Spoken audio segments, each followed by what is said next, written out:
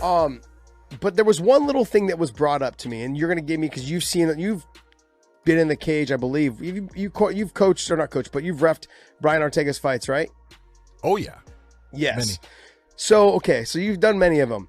We had a conversation, and I'm not disrespecting Brian at all. I think he's absolutely phenomenal.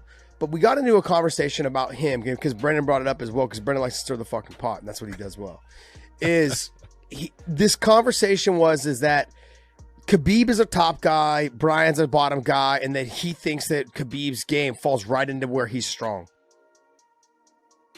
Oh my God, no! Speak on that.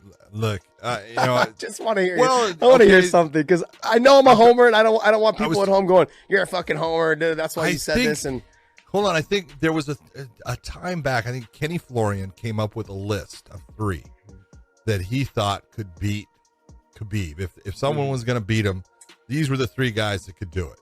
One being Justin Gaethje. We all saw what happened there. Yeah. Okay? The other being Ryan Hall. Okay. And I was like, you are absolutely out of your mind. Yeah. Okay. Ryan Hall couldn't beat Sal Rogers, and Sal Rogers' ground and pound is half of what Khabib's. I don't even know if it's half. I don't even know if it's half. And so the other guy was Brian Ortega, and I love Brian, and I've done a ton of Brian's fights, and Brian pulls off great submissions.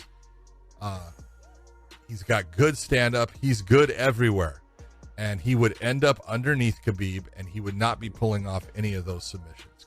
It's not like, and this is where Khabib is good at submissions, and what he's really good at is submission defense.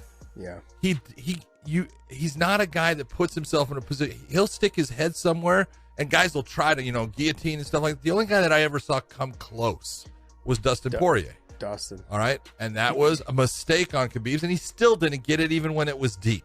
Yeah. And so I love Brian. That would be a horrible fight for Brian. Yes.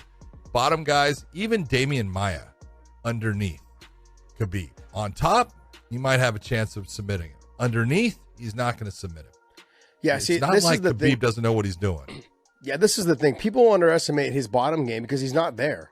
But I can tell you right now, his bottom game, in terms of not submissions, because he doesn't really care about submissions, his bottom game, his sweep game, is fucking on point. He is so good at sweeps because his legs and his hips are so damn strong. His Super hook strong. sweep, dude, take a look at it. People don't really take a look at Khabib's body. I mean, he's got first off, he's got big lats. He doesn't have, his waist is fair, but his hips go out. He's got a huge ass. He does. Just being honest. It's wide. I'm glad you're checking that out. Well, you got to see him. There's booty there. You got to look. But you got to see what you're working with. Dude, he's super strong in his hip, ass, and thigh region.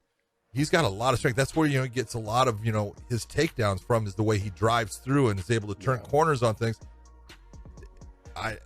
I'm just being. I love Brian. Yeah. I've done a ton of his fights. I've known Brian since before he was fighting. I knew when he was just in jiu-jitsu guy, and that is not a fight for Brian to win.